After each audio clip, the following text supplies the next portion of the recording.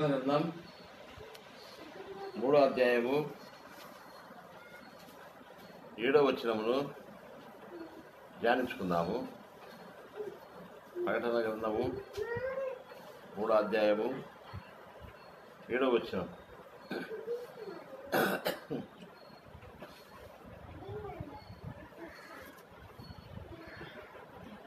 ప్రకటన గ్రంథం 3వ అధ్యాయం 7వ వచనంలో ఫిలదెల్ఫియాలో ఉన్న సంఘం దూతకి ఇలాగ వ్రాయము. దావీదు తాలూకు చెవులు కలిగి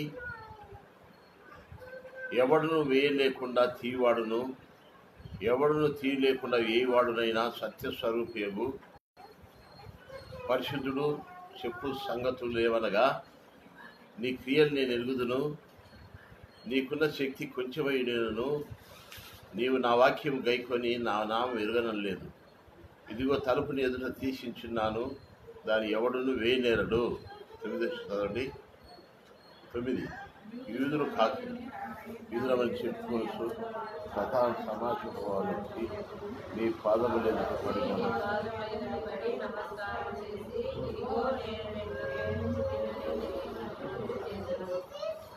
నీ ఓర్పు విషయమై వాక్యములు గైకొట్టివి గనుక భూనివాసుల్లో శోధించకు లోకమంతటి మీదికి రాబో శోధన కాలంలో నేను నిన్ను కాపాడేదను.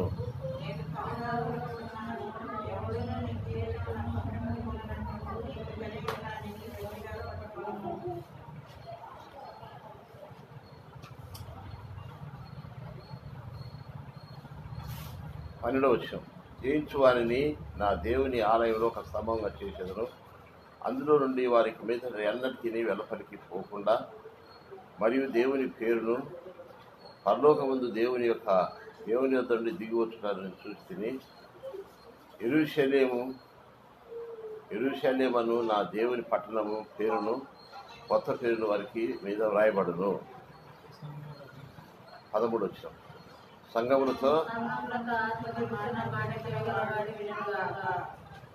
ప్రార్థన చేసుకుందాం. ప్రేమగల ప్రభువాను ఇంతవరకు మాకు సాయం చేసి మా జీవిత యాత్రలో అనేక ఉపద్రవాలలో పరీక్ష పరిశోధనలు ఇరుకులు ఇబ్బందులు వ్యాధులు బాధల్లో కూడా మీరు మాకెంతో తోడ్పడి మీ సన్నిధికి తీసుకొని వచ్చినావు. సరస్వతిల దేవా, మీ రక్తంతో మమ్మల్ని శుద్ధీకరించినావు. మా యాత్రలో మేము ముందుకు వెళ్ళుట కొరకై నీ లేఖన భాగములు ఈ అంత్య దినాల్లో జరిగేటువంటి యొక్క ప్రకటన గ్రంథంలో ఉన్నటువంటి సంఘ సత్యములను మేము జ్ఞాపకం చేసుకొని ఆదరించబడి బలపరచబడి మాకును ఈ వాక్యం వినే వారికి మేము ఎంతో ఆదరణ బలం పొందినట్టు ఈ అంత్య దినాలు ఈ సంఘ సత్యాలు మాకు తెలియపరచుండగా ఈ ఆత్మ సహాయం అనుగ్రహించండి. వచ్చిన వారిని బట్టి వందనాలు. రావాల్సిన వారిని దూరంలో వింటున్న వారికి మాకును ఈ మాటలు ఆశీర్వాదకరంగా ఉంచండి. అయోగ్య దాసుడైన నన్ను మమ్మల్ని మీరు ముట్టి శుద్ధీకరించి నీ ఆత్మ సహాయంతో నీ జీవనంతో మాకు పంపించరని పరిశుద్ధ నామమున ప్రార్థించి వేడుకొంచున్నాం ప్రభువా, ఆమేన్.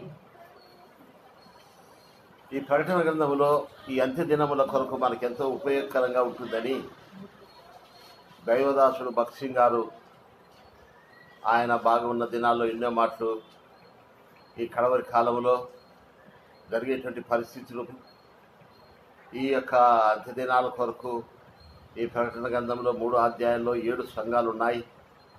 ఈ సంఘాలు మీరు తప్పకుండా కుటుంబంగా సంఘంగా వాటిని జ్ఞాపకం చేసుకుంటుంటే మీకు ఎంతో క్షేమము ఆశీర్వాదకరంగా ఆదరణకరంగా ఉంటాయని చెప్పినారు. గత దినాల నుంచి కూడా ఈ మాటలే మేము కొన్ని ధ్యానిస్తున్నాం. ఈ ఉదయకాలం కూడా కొన్ని మాటలను మేము ధ్యానించదంటున్నాం. ఈ మాటలు మనం ఆశీర్వాదకరంగా ఉండేటట్టు దేవుడు మనకు సహాయం చేయనట్టు ఈ మాటలు దేవుడు ప్రభు మనకు ఆశీర్వదించును గాక. ఇక్కడ మనం చూస్తే ఇక్కడ ఫిలదెల్ఫియా సంఘాన్ని గురించి ప్రకటన గ్రంథం 3వ అధ్యాయం 7వ వచనంలో చూస్తున్నాం. ఇక్కడ ఫిలదెల్ఫియా అనేటువంటి మాటకు అర్థం ఏంటంటే దేవుని ప్రేమించేటువంటి వారు అనగా దేవునితోనూ దేవుని యొక్క సంఘముతోనూ సహవాసము కలిగినటువంటి వారు అని అర్థమని. ఈ పట్టణం ఒక కొండ మీద కట్టబడింది. ఆ ఫిలదెల్ఫియా అనేటువంటి ఆ పట్టణం దగ్గర మరి అధికమైనటువంటి ద్రాక్ష తోటలు పండుతూ వస్తుంటాయట. సమృద్ధి అయినటువంటి ద్రాక్ష పంటలు, ఫలములు అక్కడ ఆ ప్రదేశంలో ఉన్నటువంటి వాళ్ళు ఆ ద్రాక్ష పండిస్తున్నటువంటి వారంట. ఆ ద్రాక్ష తోటలు కూడా ఏం జ్ఞాపకం చేయగలుగుతున్నారంటే, వారు ఆ దేశంలో సంతోషంతో సమాధానంతో ప్రభునందు జీవిస్తున్నారని జ్ఞాపకం చేయబడుతుంది. ఆ పట్టణంలో ఉన్నటువంటి ప్రజలు దేవుని ప్రేమించుతున్నటువంటి వారని చెప్పి ఈ గ్రంథంలో మనకు రాయబడి ఉంటున్నది.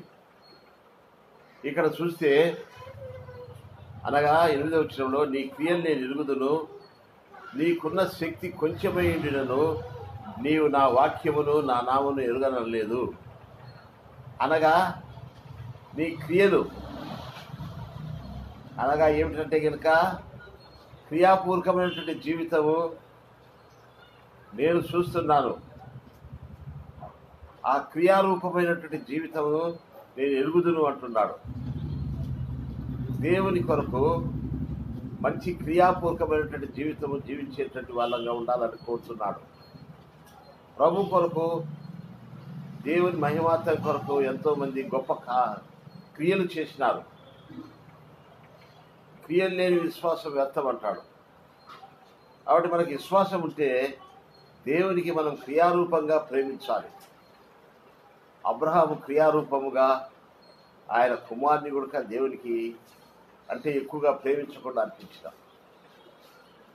ఆ రీతిగా కొత్త నిబంధనలో కూడా చూస్తే మాతా మరియలు అనేటువంటి వారు ప్రభువును ప్రేమించి క్రియాపూర్వకంగా ఇంట్లో చేర్చుకొని పోయినప్పటికీ సాధారణమైనటువంటి జీవితములు, ఒక వ్యవసాయములు లేక కొంత పొలం పనులు, పాడి పంటలో ఏదో మీకు కలిగి ఉన్నప్పటికీ మీకున్నటువంటి శక్తి కొద్ది రాబడి, కొద్ది సామర్థ్యం ఉన్నప్పటికీ మీరు నా వాక్యమును ఎరుగనలేదు. అనగా వాళ్ళు దేవుని వాక్యానుసారమైనటువంటి జీవితము, వాళ్ళ శక్తి కొంచెమైనను వాక్యమును గైకొని జీవించేటువంటి వాళ్ళంట. ఈ దినాల్లో మనం చూస్తే వాక్యము చాలా మాటలు చదవచ్చు, లేకపోతే అనేక పర్యాయములు అనేక స్థలాలకు వెళ్ళి అనేక స్థలాల్లో వాక్యం వినొచ్చు.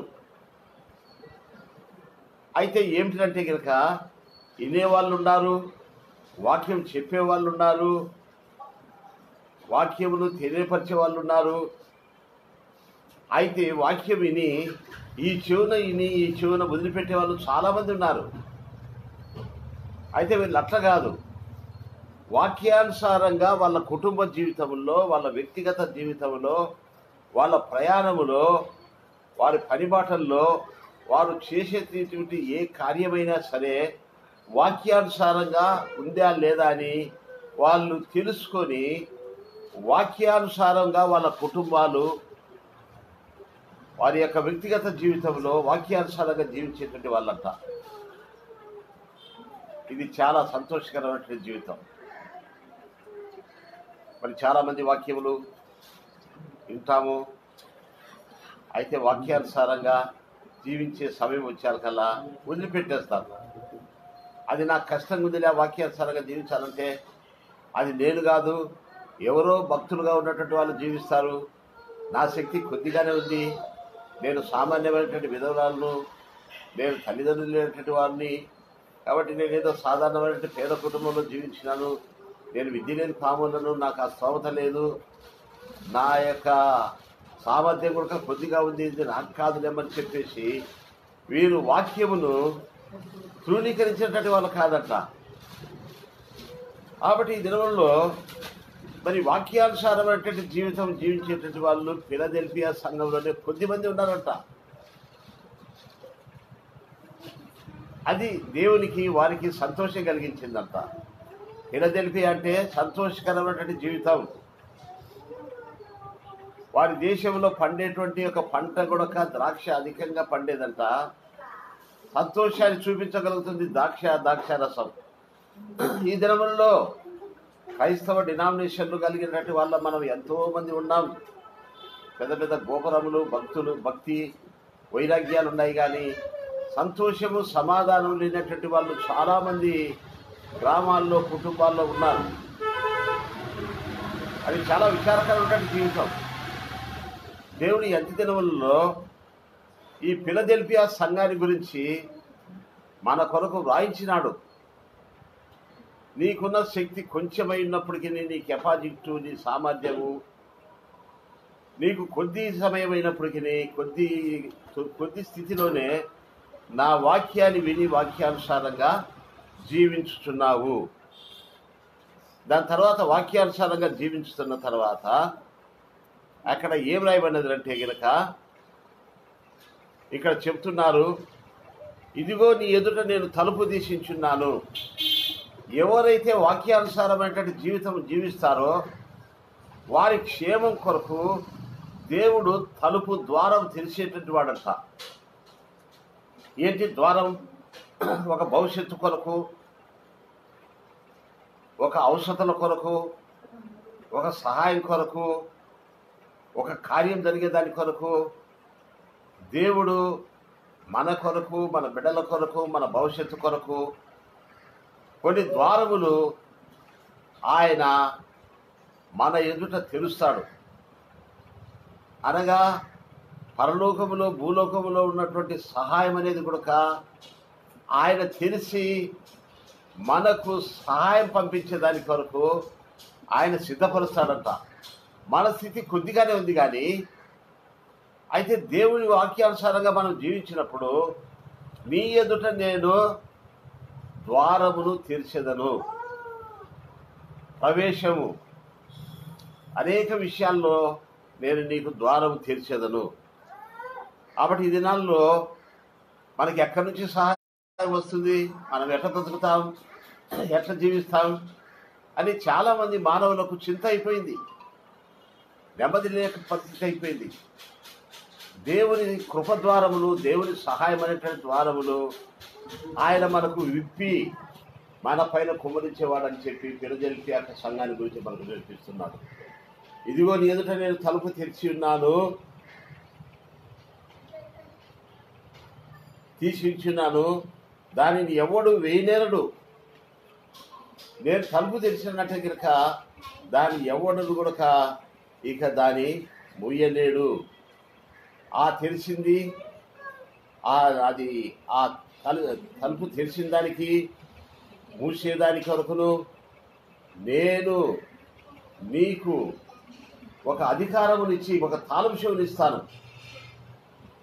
అనగా మన ఇంటిలో మనతో ఉన్నటువంటి వారి నమ్మకస్తుల కొరకు మన ఇంటి తాళం చెవులు వాళ్ళకి ఇచ్చినట్టుగా వాళ్ళ ద్వారా సహాయం తెలుసుకోవచ్చును, మూత వేసుకోవచ్చును. నేను నీ ఎదుట ద్వారం తెరిచి తాళం చెవులను నీకు ఇచ్చేదను. అనగా ఏమిటంటే గనక అధికారం భూమి మీద తెరుచుటకు, ముయ్యుటకు, బంధించుటకు, తెరుచుటకు.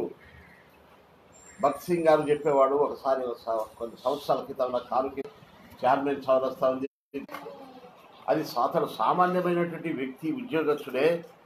ఆ చౌరస్తా దగ్గర 4 రోడ్లు సెంటర్ల దగ్గర నిలబడి ఉంటాడు.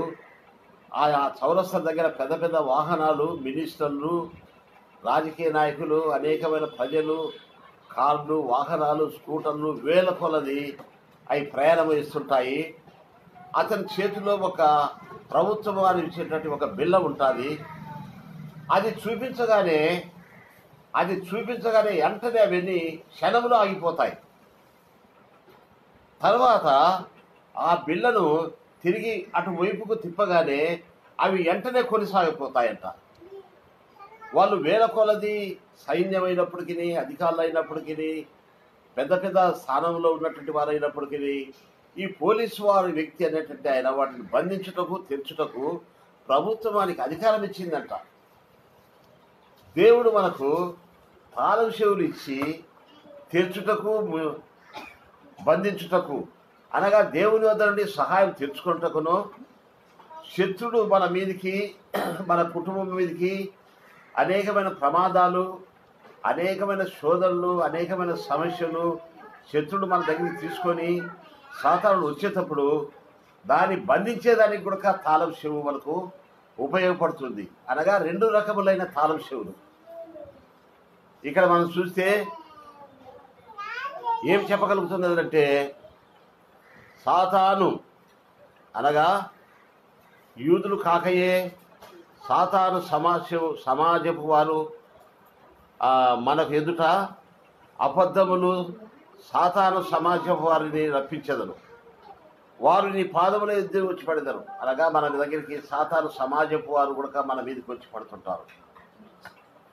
అనగా సాతాను మనకి ఏ రీతిగా అడ్డంకి వస్తుంటుందంటే, దేవుని సన్నిధికి వచ్చేటప్పుడు, దేవుల్లో ముందుకు సాగేటప్పుడు వాళ్ళు యూదులు కాకయే, భక్తులు కాకయే, మేము కూడా యూదుల సాతాను సమాజం ప్రజలు వచ్చి మనకు అనేక రీతులుగా అడ్డుపడుతుంటారు. దేవుల్లో ముందుకు సాగలేకుండా అవమానములు, నిందలు, కోపతాపాలు మన ఇంట్లో, మన కుటుంబంలో, మన ఆఫీసులో, మన గ్రామంలో సాతాను సమాజం వాళ్ళు వచ్చి మనల్ని అడ్డుపడుతూ ఉంటారు. వారిని కూడా మనం బంధించి నీ పాదం లేదట పడవేసేదను. అనగా సాతాను ఎట్లా మనకు అడ్డంకులు వస్తుంటుందంటే, మేము మద్రాసు కాన్వకేషన్కు, హైదరాబాదు కాన్వకేషన్కి వెళ్ళే వాళ్ళం ఆ దినాల్లో 1968 సంవత్సరం 69 సంవత్సరంలో. అక్కడ కాన్వకేషన్కి వెళ్ళినప్పుడు అనేక ప్రజలు దేవుని సన్నిధికి వస్తుంటారు. అక్కడ లోపలికి వెళ్ళేటప్పుడు గేటు దగ్గర ఒక మేరీ అనేటువంటి ఒక స్త్రీ చాలా పొడవుగా ఉంటుంది, బైబిల్ సంచి తగిలించుకుంటుంది, చేతిలో ఒక బైబిల్ పట్టుకుంటుంది, ద్వారం దగ్గర నిలబడుతుంది, వచ్చే వాళ్ళను పోయే వాళ్ళందరినీ అనేక రీతులుగా దూషణగా పలుకుతూ ఉంటుంది. అక్కడ భగత్ సింగ్ గారు కూడా లోపలికి వెళుతున్నప్పుడు ద్వారం దగ్గర నిలబడి ఆ సాతాను మేరీ అనేటువంటి ఆ స్త్రీ తెల్లటి చీర కట్టుకొని ఏ రీతిగా ఎదురిస్తుండేదంటే, ఇదిగో దైవజనుడు భగత్ సింగ్ గారని లోపలికి పోతున్నాడు, ఈయన నన్ను వివాహం చేసుకొని వదిలిపెట్టాడు అని అసహ్యమైనటువంటి మాటలు ఆ వాకిలి దగ్గర పలుకుతూ జనమంతా ఇంటుండేవాళ్ళు. ఆ యొక్క మాటలు, ఆ దూషణ, ఆ అపవిత్రమైన మాటలు ఆయనకి వ్యతిరేకంగా వచ్చినప్పుడు ఆయన అక్కడ నిలబడి హౌ ఆర్ యు మేరీ, బాగున్నావా అనేవాడు. ఆ దూషణ మాటలు పలుకుతున్నప్పటికీ ఆ మాట పలికినప్పుడు సాతాను నిశ్శబ్దంగా నిమ్మలమైపోయేది. కాబట్టి అలాంటి సాతాను సమాజపు వారు మనకు దేవుని సన్నిధిలో అడ్డగించేటువంటి గుడక వస్తుంటాయి. వాటిని గుడక మనము బంధించేటువంటి తాళం చెవి మనకి ఇచ్చేసినాడు. ఈ కడవరి దినాల కొరకు ఈ తాళం చెవులను మనం ఉపయోగపరచుకోవాలి. 2 తాళం చెవులు ఉన్నాయి, ఒకటి తెరుచుటకును, ఒకటి బంధించుటకును. అనగా దేవా నాకు ఫలాని సహాయం కావాలి, ఫలాని అక్కర్లు ఉన్నాయి, ఫలాని వైపు నేను ప్రయాణం చేస్తున్నాను, ఫలాని కార్యం సఫలం కావాలని చెప్పి వ్యక్తిగతంగా సంఘముగా మనము ప్రార్థనతో దేవుని యొద్ద నుండి మనము సహాయము ఆకాశపు వాకిని నింపి జీవన కుమ్మరించేదానికి మనం తెలుసుకోవాలి. రెండవదిగా భూమి మీద మనం ఉన్నప్పుడు మనం ఉన్న పరిసర ప్రాంతాల్లో వాళ్ళు విశ్వాసులుగానే, భక్తులుగానే, యూదులుగానే కనపడి మనవళ్ళు భగత్ సింగ్ గారిని ఆ గేటు దగ్గర దూషించినట్టుగా అపహాసము, హేళన గ్రామాల్లో, సమాజాల్లో, బయట అనేక రకములుగా ఆ యొక్క అబద్ధమైనటువంటి మన కోపం పుట్టించేటట్టు, మనకు అసూయ కలిగించేటట్టు, మనకు దేశం కలిగించేటువంటి మనకు అడ్డగిస్తూ వస్తుంటాయి. వాటిని కూడా మనము ప్రార్థనతోనూ బంధించుతూ రావాల్సింది. ఈ యొక్క అధికారము ఈ యొక్క ఫిలదెల్ఫియాలో ఉన్నటువంటి సంఘానికి దేవుడు అనుగ్రహించినారు. వారు నీ వచ్చి నీ పాదముల ఎదుట నమస్కారం చేసెదరు. ఇదిగో నేను నిన్ను ప్రేమించానని నువ్వు తెలుసుకొనవలను. నీ ఓర్పు విషయమై వాక్యమును గైకొంటివి గనుక భూనివాసులను శోధించినప్పుడు లోకమంతటికి రాబో శోధన కాలంలో నేను నిన్ను కాపాడేదను. రాబో దినములలో నేను నిన్ను కాపాడేదను. భూనివాసులు అందరి మీదకి వచ్చేటువంటి శోధన గడియల్లో కూడా అపవాది యేసు ప్రభువును శోధించినట్టుగా వచ్చినప్పుడు ఆ శోధన గడియల్లో కూడా దేవుడు నేను కాపుదల కాచేదను అని చెప్తున్నాడు. కాబట్టి ఇక్కడ ఈ ఫిలదెల్ఫియా సంఘమునకు ఉన్నటువంటి ఆధిక్యతలు ఏమిటంటే, ఒక్కొక్కటి మనం చదువుతా వస్తే ఆ యొక్క ప్రజలకు ఏం చెప్తున్నారంటే, నా దేవుని ఆలయంలో ఒక స్తంభముగా చేసేదను అనగా, మరి ఆ స్తంభం అనేది మన ఇంటిలో ఒక స్తంభంగా ఉన్నట్టుగా దేవుని మహిమ కొరకై స్తంభముగా నిలబెట్టుతా వచ్చేసినంత వారు. ఆ స్తంభం అనేది ఒక సాక్ష్యంగా ఇంటిని భారం ఎట్లా భరిస్తుందో ఆ రీతిగా దేవుని కొరకు మనము భారములు దేవుని యొక్క సంఘమునకు దేవునికి మహిమ కలిగించేటటువంటి వారిగా ఆయన ఇంటిలో ఆయన కొరకు మనము స్తంభంగా దేవుడు నిలబెట్టేటువంటి వాడుగా ఆ ఫిలదెల్ఫియా సంఘంలో ఉన్నటువంటి వారిని నిలబెట్టినట్టుగా మనల్ని నిలబెట్టేవాడుగా ఉంటాడు. ఇంకా ఏం చెప్తున్నారంటే, నా దేవుని పట్టణపు పేరును, నా కొత్త పేరును దాని మీద వ్రాసేదను అనగా, ఆ ఫిలదెల్ఫియా సంఘం పైన కొత్త పేరు, నా పట్టణము, నా ప్రజలు అని చెప్పి ఆ యొక్క నూతనమైనటువంటి కార్యము ఆ ప్రజల మధ్య ఒక కొత్త కార్యము వారి మీద వ్రాస్తూ వచ్చేదను.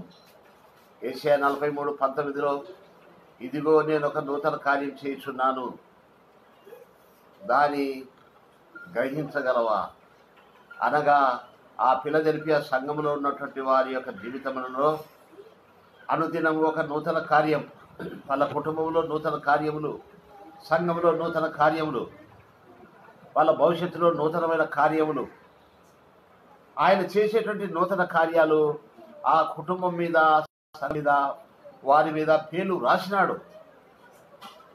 కాబట్టి ఈ దినముల్లో మన జీవితంలో, దేవా నేనున్నటువంటి పరిసర ప్రాంతంలో, నా పరిస్థితులలో నా పక్షంగా నువ్వు ఒక నూతన కార్యం చేయి, నూతన బలమి, నూతన శక్తి, నూతన వ్యక్తిగా నన్ను తయారు చేయి. నా కుటుంబంలో, నా జీవితంలో పాతయన్నీ గతించిపోతుంటాయి, కొత్తదిగా నన్ను దినదినమున అమర్చుతూ నా యొక్క జీవితంలో, నా సంఘ జీవితంలో, నా కుటుంబాల జీవితంలో ఒక నూతన కార్యం చేయమని మనం అడిగేదానికి దేవుడు చేసేదానికి సిద్ధంగా ఉన్నాడు. సంఘములతో చెప్పు మాట చెవులు గలవాడు వినుగాక అనగా, ఈ ఫిలదెల్ఫియా సంఘముల గురించి దేవుడు ఏ యొక్క డాగు మత్సాల లోటు ఉన్నట్టుగా లేదు. వీరి జీవితము చాలా ఆరంభం నుంచి బాగుంది, ముగింపు వరకు కూడా చాలా చక్కగా ఉంది. పోయిన వారంలో మనం చూసినాం, సారదీసులో కూడా మనం చూస్తే, మీరు పేరుకు మాత్రం జీవిస్తున్నారు కానీ మీ క్రియలు దేవుని ఎదుట సరైనవిగా కనబడలేదంటాడు. పోయిన వారంలో మనం చూసినాం, మృతులే పేరు కనబడుతున్నారు సంఘాలు, కుటుంబాలు, కానీ మీలో జీవం లేదు. మీ మధ్య ఒక దేవత ఉంది, సారదీస్ అనేటువంటి పట్టణంలో ఒక దేవతను పూజించేటువంటి వాళ్ళంట. కాబట్టి పైకి భక్తిగా ఉన్నారు కానీ లోపల మీకు లేదని చెప్పేవారు. అయితే ఇక్కడ చూస్తే కనుక ఇలా క్రియలు కూడా నేను ఎరుగుదును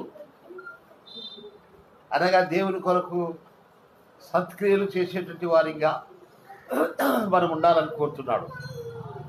దేవుని నామమున సత్క్రియలు చేసేటువంటి వారిని నేను గుర్తించదను అనగా, మన ఇంటిలో, మన జీవితంలో ఒక ప్రభు నామమున ఒక సత్క్రియ, ఆయన నామమున ఒక గిన్నెడు చల్లనీళ్ళు ఇచ్చిన ఒక సత్క్రియ, ఆయనను గురించి ఎక్కడైనా ఒకరికి సాక్ష్యం చెప్పినది ఒక సత్క్రియ, ఆయన నామమును మనము ప్రకటించిన అది ఒక సత్క్రియ, ఆయన యొక్క సేవ, ఆయన యొక్క ప్రార్థన జీవితములు, ఆయన కొరకు చేసేటువంటి సత్క్రియలు ఎన్నో పరిశుద్ధ గ్రంథంలో చేసినటువంటి వాళ్ళు ఉంటున్నారు. అటువంటి ఎన్ని చేస్తూ వచ్చినారు ఆ ఫిలదెల్ఫియా సంఘం అనేటువంటి వాళ్ళు. వాళ్ళ సంఘం చూసే చాలా శక్తి కొద్దిగా ఉన్నప్పటికీ వాళ్ళ జీవితంలో ఇటువంటి కార్యం చేసినాడు. ఈ దినమున ఈ మాటలు మనం విడిచిపెట్టేటువంటి వాళ్ళమే కాదు. తండ్రి, నేను వాక్యానుసారంగా జీవిస్తా. నేను చేసేటువంటి ప్రయత్నము నా చదువుల్లో, నా వివాహాల్లో, మరి నేను కొనేటువంటి వస్తువు, నేను ప్రయాణించేటువంటి సందర్భాన్ని ఇది వాక్యానుసారంగా ఉందా? అది వాక్యానుసారమైన జీవితం జీవించాడట. ఈ దినాల్లో వాక్యమును వినడం అనేది, వాక్యమును చదవడం అనేది మంచిదే. అయితే వాక్యానుసారమైనటువంటి జీవితం అనేది మనలో లేదు. వాక్యానుసారంగా కాకుండా మన ఇష్టానుసారంగా, మన శరీరానుసారంగా, మన యొక్క ఆడంబరాల ప్రకారంగా, మన ఇచ్చలుగా విడిగా చేస్తే అది దేవునికి సంతోషం కలిగించేది కాదు. కాబట్టి వాక్యానుసారమైంది ఏదో వాళ్ళు చేసేదానికి ఇష్టపడినారు. కాబట్టి ఈ సంఘాన్ని దేవుడు గణపరిచి కొత్త పేరు రాసి ఆయన రాజ్యములో వాళ్ళను చేర్చి, వాళ్ళు దేవునితో కూడా సదాకాలం ఉండేటువంటి వాళ్ళ పేరు మీద నేను ఒక కొత్త పేరు రాస్తే ఒక నూతన కార్యం చేస్తూ ఉంటాను అంటున్నాడు. మరి ఈ దినములలో ఈ మాటలు మళ్ళా మనము గ్రహించుకోవాలి. ప్రభువా, మరి నేను ఫిలదెల్ఫియా సంఘంలో ఉన్నట్టుగా మరి నా క్రియలు, నేను దినానికి ఒక క్రియ దేవుని కొరకు నేను చేస్తాను. నా తోటి వారికి, నాకంటే బాధకరమైన జీవితంలో జీసే వాళ్ళకు, నాకు కొన్ని జతల బట్టలుంటే ఒక బట్టను ఇతరులకు ఇచ్చి నా సహపాఠి వారికి నేను ఒక క్రియాపూర్వకంగా చేస్తాను. నాకంటే కష్టకరమైన పరిస్థితిలో ఉన్న వాళ్ళు, నా రాబడిలో కొత్త వారికి ఏదైనా నేను ఒక ఈవుగా ఇచ్చి వాళ్ళకు సహాయం చేస్తాను. మరి మన పితరులు చేసినటువంటి సత్క్రియలు చాలా గొప్పవి చేసినారు. మరి వీళ్ళు చేసినటువంటి కడవరి కాలంలో ఈ సత్క్రియలు దేవునికి ఇష్టమైనటువంటి కొన్ని చిన్న అయినా దేవునికి అంగీకారమైన కార్యాలు చేసినారు. కాబట్టి మనము మన సంవత్సరాలు, మన దినాలు గడిచే కొలది దేవుడు మన క్రియలు ఎంచుకునేవాడుగా ఉంటాడు. ఈ నా కుమారుడు, ఈ నా బిడ్డ ఎంతవరకు నాకు సత్క్రియలు చేస్తున్నారు అని పరీక్షిస్తే క్రియలు లేని విశ్వాసం మృతం. కాబట్టి వీళ్ళు సత్క్రియలు చేసినారు. రెండవదిగా వాక్యానుసారంగా జీవించినారు. మూడవదిగా వాళ్ళకు దేవుడు ద్వారం తెరిచినాడు, తాళం చెవులు ఇచ్చినాడు వారికి. తర్వాత దేవుడు వాళ్ళని ఏం చేసినాడంటే వాళ్ళను దేవుడు గణపరుస్తా వచ్చేసినాడు. నేను త్వరగా వస్తున్నాను, నేను నీకు కిరీటం ఇచ్చేదను, శోధన గడియల్లో నేను కాపాడుతాను. కిరీటం అనగా ఘనత, తరతరములకు ఉండేటువంటిది.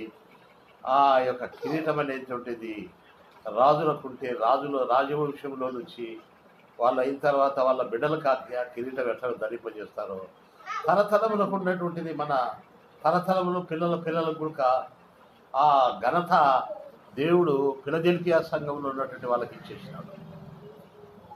ఆ ఫిలదెల్ఫియా ద్వారా మనం ఈ దినంలో నేర్చుకుంటున్నాం. ప్రభువా, మరి నేను వాక్యానుసారంగా జీవిస్తాను, నాకు సహాయము తిరుగు, నువ్వు పరిశుద్ధ స్థలంలో నుంచి నువ్వు నాకు ద్వారం తెలుసు. ప్రభువా, మరి నేను నా ఎదుట ఉన్నటువంటి పాతాళము, మరి వ్యతిరేకమైనటువంటి పరిస్థితులు, ఈదులు కాకే సాతాను సమాజపు వారు నా మీదకి వస్తున్నారు, వాటిని నేను బంధించుటకు నాకు శక్తి, బలము దయచేయమని మనము బంధించేటువంటి కాలం చెవు కూడా మనకి ఇచ్చేసినాడు. కాబట్టి ఇవన్నీ కూడా, ఈ ఆశీర్వాదాలన్నీ కూడా ఫిలదెల్ఫియా సంఘం పొందినారు. ఇప్పుడు మనము నేను ఏం లేను, నాకు దిక్కు లేరు, నాకు దిశ లేరు, నా జీవితంలో ఇంకా క్రియలు రావు, అయిపోయింది నా పని, ఇక నేను దేవుడు నన్ను మర్చిపోయినాడు, దేవుడు విడిచిపెట్టాడని మనం అనుకుంటున్నాం. కానీ ఈ ఫిలదెల్ఫియా సంఘాన్ని గురించి, ఈ సంఘము మన కొరకు రాయించి పెట్టినాడు. మన గ్రామంలో, మన కుటుంబంలో, మనం ఆంధ్రాలో ఉన్నా, రాయలసీమలో ఉన్నా, తెలంగాణలో ఉన్నా కానీ ఈ ఫిలదెల్ఫియా సంఘం అనేది మన పేరుతో చాలామంది గృహప్రవేశం చేసేటప్పుడు వాళ్ళ ఇళ్ళ దగ్గర వాళ్ళ ప్రార్థనా మందిరాల పేరు చాలా స్థలాల్లో దైవజనుడు భగత్ సింగ్ గారు అక్కడ పేర్లు పెట్టింది ఏంటంటే ఫిలదెల్ఫియా ప్రార్థనా మందిరం. ఏం చెప్పండి? ఫిలదెల్ఫియా ప్రార్థనా మందిరం అనేటువంటి పేర్లు ఆంధ్రప్రదేశ్లో, రాయలసీమలో, తెలంగాణలో అక్కడక్కడ చాలా స్థలాల్లో పెట్టినాడు. ఎందుకు ఫిలదెల్ఫియా సంఘం అనే పేరు పెట్టినాడు? ఆ సంఘంలో మంచి క్వాలిటీ, ఆ సంఘములో మహిమకరమైన జీవితం, ఆ ప్రజల మధ్య క్రియారూపమైన జీవితం, వాళ్ళు వాక్యానుసారంగా జీవించేటువంటి జీవితం, వాళ్ళ జీవితంలో నూతన కార్యాలు చేస్తూ వచ్చేసినాడు. వాళ్ళకు దేవుడికి ఉన్నటువంటి తాళం చెవులు పవర్స్ భూమి మీద వాళ్ళకి ఇచ్చేసినాడు. అందుని బట్టి వాళ్ళ మధ్య ఫిలదెల్ఫియా ప్రార్థనా మందిరం. కొంతమంది ఇల్లు కట్టుకున్నప్పుడు కూడా ఫిలదెల్ఫియా గృహము అని ప్రతిష్ట చేసుకుంటారు. మా ఇంటి పేరు ఫిలదెల్ఫియా గృహము, బేతానియా గృహము అని ఇట్లా కొన్ని వాళ్ళు వాళ్ళ ఇళ్ళ మీద బెతస్తా గృహము. కాబట్టి ఆ రీతిగా పేర్లు పెట్టుకుంటారు. కాబట్టి బేరాకా గృహము, బేరాకా ప్రార్థన మందిరము అనగా దావీదు దోపుడు సొమ్ముగా బేరాకాలో యుద్ధం చేసి అదంతా స్వాధీనపరుచుకున్నాడు. కాబట్టి ఇక్కడ చూస్తే కనుక ఫిలదెల్ఫియా అనేటువంటి పేరు మనకు పెట్టినాడు. ఎవరయ్యా నువ్వు? ఇక్కడ ఉన్నటువంటి విశ్వాసుల పేర్లు ఒక్కొక్కరి పేర్లు ఏంటంటే కనుక ఎవరయ్యా నువ్వు అంటే ఫిలదెల్ఫియా విశ్వాసి నేను. ఏమన్నా చెప్పండి, ఎవరు చెప్పండి? ఎవరికి అక్కడ కొండ మీద కట్టినది ఆ ఫిలదెల్ఫియా? నాకేం తెలుసు, నేను చూడలేదు. ఆ కొండ మీద కట్టబట్ట పట్టణము, అక్కడ ద్రాక్ష అధికంగా పడుతుందంట, అక్కడ నుంచే ఆ ద్రాక్ష అధికంగా పంపబడుతుందంట. ఆ ఫిలదెల్ఫియా అంటే సహవాసము, దేవుని ప్రేమించినటువంటి వాళ్ళు. కూడా 5 దినముల్లో చూసుకుంటే ఈ అధ్యాయం చదువుతున్నప్పుడు ఇది ఏమిటంటే నీ పేరు నా పేరు ఏం పెట్టుకోవాలంటే, నేను ఫిలదెల్ఫియా విశ్వాసిని, నాకు దేవుడు తాళం చెవులు ఇచ్చేసినాడు, నాకు వ్యతిరేకంగా మరి శత్రుడు నా కుటుంబంలో నన్ను వ్యతిరేకించేటువంటి భార్యలు కానీ, బిడ్డలు కానీ, అన్నదమ్ములు కానీ, అక్కజెల్లెలు కానీ, మేరీ ఆ ఎబ్రోన్లో గేటు దగ్గర బక్సింగాన్ని ఎట్లా ఆ యొక్క వెలుగుదూతగా వచ్చి ఆయనను వ్యతిరేకించినప్పుడు ఆయన ఏ రీతిగా ఆ యొక్క వ్యతిరేకమును, ఆ యొక్క సాతాను సమాజమును, ఆ యొక్క వాతావరణాన్ని దాటుకుంటూ పోయినాడో, మనకు వ్యతిరేకించేటువంటి మన కుటుంబంలోనో, మన బయటనో, మన చుట్టూ ఇరుపక్కల కూడా ఈ యొక్క ఆ యొక్క యూదులు కాకయ్యే సాతాను సమాజపు వారు సాతాను వేసుకొని వెలుగుదూత వేసుకొని మనల్ని బంధించుటకు, నిరుత్సాహపరచుటకు కాసుకొని ఉంటారు. రెడీగా ఆదివారం పొద్దున్నే బయటకు వస్తామనుకున్నాను. ఇంట్లోనే బయటనో లోపలనో కలకము, కోపాలు, తాపాలు పుట్టించి ఏ పోతాం ఏదైనా మందిరానికి అని అంటాడు. మేము ఆ గేట్ కాడికి పోయినప్పుడు ఆ 2 చేతులతో మేరీ తెల్లటి చీర, తెల్లటి జాకెట్ కట్టుకొని ప్రజలందరినీ దూషిస్తుంటారు. ఓ భక్తులారా మీరు పోతున్నారా, ఓహో భక్తురాలా, ఓ భక్తురా అని సాధిస్తుంటారు చేతులతో. అందరూ చూసి నవ్వుతా లోపలికి వెళ్ళేవాళ్ళు. భక్సింగ్ గారు లోపలికి పోతుంటే ఆ గేటు దగ్గర ఆ మాట ఎంత వ్యతిరేకమైనటువంటి మాట, ఎంత కలరం, నిరుత్సాహపరిచేటువంటి పరిస్థితి. అటువంటి వాటిని కూడా వాళ్ళు వ్యతిరేకించిపోయినారు. ఈ దినములలో సాధారణ సమాజపు యూదుల వల్ల వచ్చేటువంటి అభ్యంతరముల వల్ల చాలామంది ఆగిపోతున్నారు. వాళ్ళు యూదులు కాకయ్యే యూదులమని సాధారణ సమాజం వాళ్ళు మనం క్రాస్ చేస్తుంటారు. వాటిని బంధించి దాటుతున్నారు. దేవుని వల్ల సహాయం పొందినారు. కొత్త కార్యం వాళ్ళ జీవితాల్లో చేసినారు. వారి యొక్క ఆశీర్వాదాలు ఈ దినాల్లో మనం పొందాలని ఈ ఫిలదెల్ఫియా విశ్వాసులని మనకు పేరు పెడుతున్నారు. మనమేమనుకుంటున్నాం, నాకు ఎవరు లేరు, నేను విధవరాళ్ళు, తల్లి లేని బిడ్డలను, అనాథలను, వృద్ధురాళ్ళు, విధిలేరు అనుకుంటున్నాం. నువ్వు ఫిలదెల్ఫియాలో ఉన్నటువంటి బిడ్డవు. ఫిలదెల్ఫియాలో నీ పేరు రాయబడింది. ఏమంటున్నాడు చెప్పండి? కొత్త పేరు. నువ్వు లోకంలో నుంచి తీసుకొని వచ్చి నీ పేరు కొత్తదిగా రాసి ఫిలదెల్ఫియా విశ్వాసివి, ఫిలదెల్ఫియాలో ఉన్నటువంటి ఆశీర్వాదాలన్నీ నీవి అని చెప్తున్నాడు. నమ్ముదామా? బైబిల్లో ఉన్న ప్రతి మాట నమ్మాలే. ప్రభువా, నాకు లోకంలో ఏం లేదు, కానీ నేను ఫిలదెల్ఫియాలో ఉన్నాను కాబట్టి నాకు ఇవన్నీ ఫిలదెల్ఫియాలో ఉన్నటువంటి విశ్వాసులకు ఇచ్చినటువంటి ఆశీర్వాదాలన్నీ నాయి ప్రభు అనుకోవాలన్న. కాబట్టి ఈ ఉదయకాలంన మనం ఈ రీతిగా ప్రభువును మనం ఆరాధించేదానికి చూపించేదానికి ప్రయత్నం చేస్తాం. ప్రభువా, నన్ను ఫిలదెల్ఫియాలో చేర్చినావు, నాకు కొత్త కార్యం చేస్తావు, నాకు తాళశివులు ఇచ్చినావు, నాకు ద్వారం తెలుస్తున్నావు. ప్రభువా, నీ వాక్యానుసారంగా జీవించేదానికి నాకు నేర్పిస్తున్నావు. నీ వాక్యానుసారమైన జీవితము నాకు ఎంతో నెమ్మది కలిగిస్తుంది. నీ వాక్యానుసారమైన విధానంగా వాక్యముతో నన్ను పోషిస్తున్నావు, వాక్యముతో నన్ను నడిపిస్తున్నావు అని చెప్పి మనం ఈ దినమున ఆరాధించి ప్రభు వల్ల కూడా సిద్ధపడాలి. ఈ ఫిలదెల్ఫియాలో ఉన్నటువంటి సత్యాలన్నీ మనకు అనుగుణ్యంగా రాసి ఉండటానికి వాళ్ళను సిద్ధపరిచి వాళ్ళ లాంటి ఆశీర్వాదాలు మనకు చూపించి మనం కూడా అట్టుండాలని చెప్తున్నాడు. మనతో ఉన్నటువంటి విద్యావంతులు గొప్ప స్థానంలో నిలబడటట్టు చూసి, గొప్ప ఇల్లు కట్టుకునేలను, గొప్ప బట్టలు కట్టుకునేలను చూసి ఏమనుకుంటాం, మానవుడికి అట్టుంటే బాగుంటుంది అనుకుంటాం. మనం ఫిలదెల్ఫియాలో ఉన్నటువంటి వాటి ఆశీర్వాదాలు మనం పొందాలని వాళ్ళని మనం ఎగ్జాంపుల్గా లోకసులో తీసుకుంటాం. వాళ్ళ చదువు, వాళ్ళ హోదా మాకుంటే బాగుంటుంది, వాళ్ళ బంగారు వస్తువులు, వాళ్ళ చీరలు, వాళ్ళ హోదా, వాళ్ళ ఇల్లు ఎట్టుందో మాకు అట్టుంటే బాగుంటుంది అనేది ఎగ్జాంపుల్గా తీసుకుంటాము. ఫిలదెల్ఫియాలో ఉన్నటువంటి వాళ్ళ గురించి మనం ఎందుకు తీసుకోకూడదు? వాళ్ళకు ద్వారం తెరిచినావు, వాళ్ళ ఇంట్లోనే వాళ్ళకు ఇంటి పక్కనే సాతాను ఉండేది, వాళ్ళకు బంధించినావు, వాళ్ళకు సహాయం తెచ్చినావు, ఫిలదెల్ఫియా సంఘానికి నూతన కార్యం చేసినావు. ప్రభువా, మరి అటువంటి కార్యం నా కుటుంబంలో కూడా నువ్వు చేస్తావు. వాక్యానుసారమైన జీవితం, వాళ్లకు క్రియాపూర్వకమైనటువంటి జీవితంలో క్రియం చేస్తూ వచ్చినారు. నా కొరకు నువ్వు ముందు క్రియేట్ చేసి నీ ప్రాణం పెట్టి నీ రక్తంతో నన్ను కొన్నావు, క్రియాపూర్వకమైన కార్యం చేసినావు. నేను కూడా నీ కొరకు క్రియాపూర్వకమైన జీవితం జీవిస్తూ వస్తున్నాను. ప్రభు, మన ప్రభుని ఆరాధించే కొలది, స్తుతించే కొలది ఈ ఫిలదెల్ఫియాలో ఉన్నటువంటి ఈ ఆశీర్వాదాలన్నీ మనం పొందుతూ వస్తాం.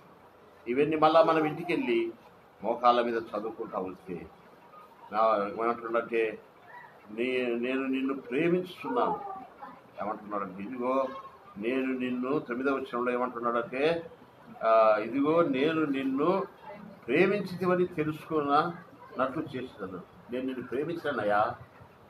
ఓ ఎవరొస్తుడా, ఓ సహోదరి, నీకేం లేకుండా ఉంటే నేను ఇంకా ప్రేమిస్తున్నా, నా ప్రేమను తెలుసుకో. కాబట్టి నేను నిన్ను ప్రేమిస్తున్నా. ఎవరన్నా చెప్పగలరు ఈ మాట?